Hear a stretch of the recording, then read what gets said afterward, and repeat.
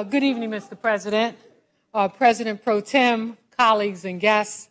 It is with heartfelt honor that I stand before you this evening to share some thoughts on this national holiday in celebration of one of our nation's greatest leaders and my personal hero, and I am sure hero to many, Martin Luther King Jr., who was actually born Michael Luther King Jr. on January the 15th, 1929, and was assassinated on the anniversary of my brother's birthday, April the 4th, 1968. For those who were living at any age, it was a day that would never be forgotten. It was like a shot heard around the world that cast a dark cloud over this nation's history, that struck a blow against equality and justice for all. I contemplated deeply what I wanted to share with you this evening. Many of you, most of you, I'm sure, are very familiar with Martin Luther King's most renowned speech, I Have a Dream, given on the steps of the Lincoln Monument before a crowd of over 250,000 people who marched to Washington, D.C. that fateful day for jobs, justice, and equality. Oh, how I wished I could have been there. And in many celebrations that some of us will and have participated in, that speech is reiterated and shared time and time again. I decided this evening to harp just a little on a topic that I believe Martin most fervently embodied and stood for: equality.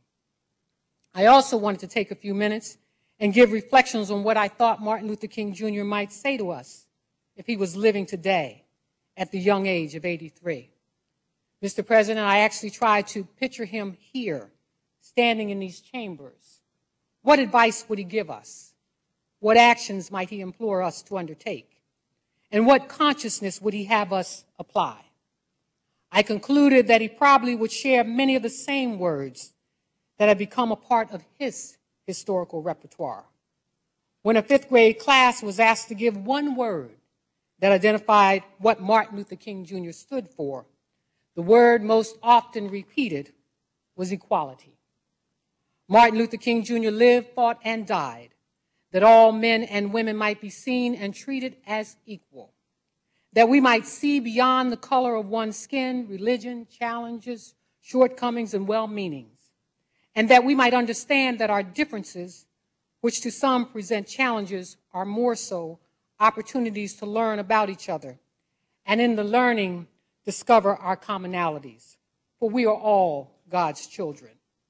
I thought it was interesting, though, that when you Google the word equal, the first definition that appears is that of a sweetener that you trust, that perfect flavor for your beverage that adds no calories.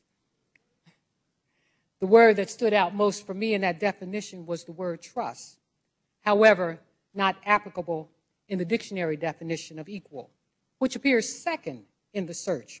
As a dictionary definition, equal is defined as the same, like, or alike, in quantity, degree, value, of the same rank, ability, merit. And so it is that definition that I use to reflect upon what I thought Martin Luther King Jr. might want to share with us this evening. Intertwined in his speech are some of Martin's most famous quotes that contributed to him becoming one of this nation's greatest orators. This is an awesome body, I've been assured, to be a part of. Every year we come here, to these chambers, to our committees, to do what? To change laws, make new ones, and in some cases repeal them. And for what reason? To improve the well-being of those for whom we serve. Many of us spend a great deal of time trying to level the playing field, seeking equality in the sharing of wealth, opportunity, and the provision of social and political justice. These next few months, my colleagues, will be challenging for us. And once again, we will have to embrace, I would hope, equality and diversity, and to not fear change or not delay justice, but apply it. In a state that is known as one of the wealthiest in the nation, that has increasingly grown more diverse, yet the poor continue to grow more poor and the rich more rich. We have a responsibility to be fair and not to balance our budget on the backs of those who can least afford it. The ultimate measure of a man is not where he stands in the moments of comfort and convenience, said Martin Luther King Jr., but where he stands at the time of challenge and controversy. These are indeed, colleagues, challenging times. As we move to jumpstart new industries in this state, whether it is wind or biotechnology, and we require the use of public dollars or the increase of fees where all the public must pay, we have to ask the question, have we been inclusive, diverse, and cognizant of the people we serve?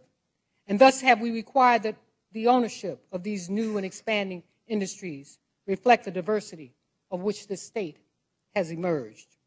Never, never be afraid to do the right thing, especially in the well-being of a person or animal is at stake, said Martin Luther King.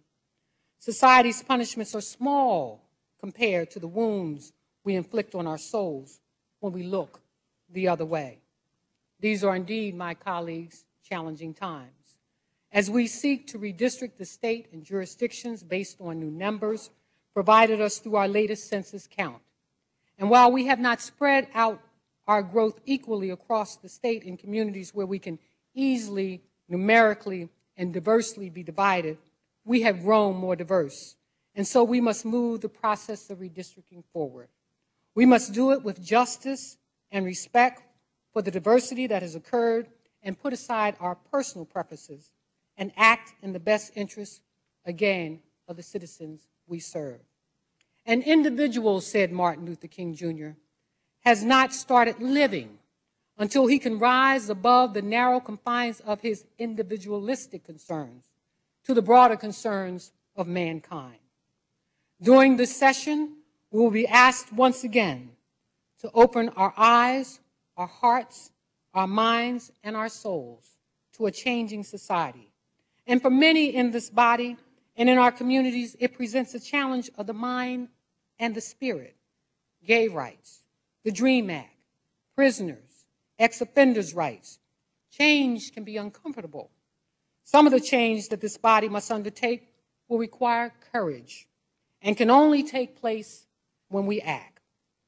But before you act, I ask that you attempt to stand in the shoes of those whose lives are at bay, waiting for you to decide, lives you will impact with the decisions you make, those who are long-suffering, those who ask to be near loved ones in their time of need, to share in their successes and their failures, to be equally treated. One of the greatest liabilities of history, said Martin Luther King Jr., is that all too many people fail to remain awake through the great periods of social change. Every society has its protectors of status quo and its fraternities of the indifferent, who are notorious for sleeping through revolutions. Today, our survival depends on our ability to stay awake, to adjust to new ideas, to remain vigilant, and to face the challenge of change.